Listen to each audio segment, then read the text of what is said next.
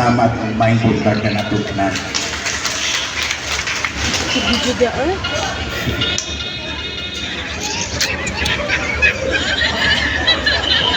Okay, daghang salamat, Vice. Okay, wala na lain. Ang suhatang natuwa o mensahe.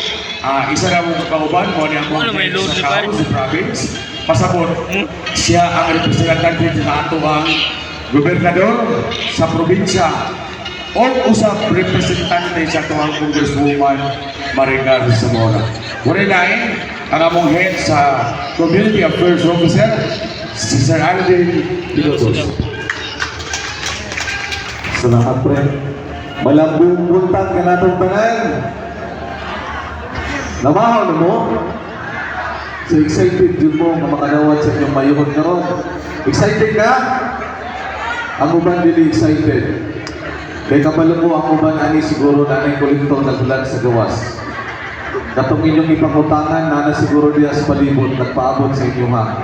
Tama ba? So sa diretsong istorya ang uban ani walay ginabuhi. Kinsa dari walay ginabuhi ang madawat karon. Taas ka po. Napay ginabuhi ka na. Mas mayo. Sa ato ang bagulang namulong, ang atong Vice Mayor Titing Balunos, Vice, may buntag sa atong kapitan sa Barangay San Jose, ang atong host Barangay Kapitan Molihon, ang kamalakpakan. Of course, sa apo rin ang kapitan sa Barangay Libanon, Kapitan Luloy Ligamo, pre, asa ka pre, atong palakpakan. O ang isa na musilaligan sa Barangay Libanon, si Tata Bombasi, ang palakpakan sa Inin yung tanan, nos mo na ko bayong buntag na natong tanan. Karong maglawa, karong buntaga, inyo na yung madawat ang tugay na natong ginahilaman, ang emergency cash transfer.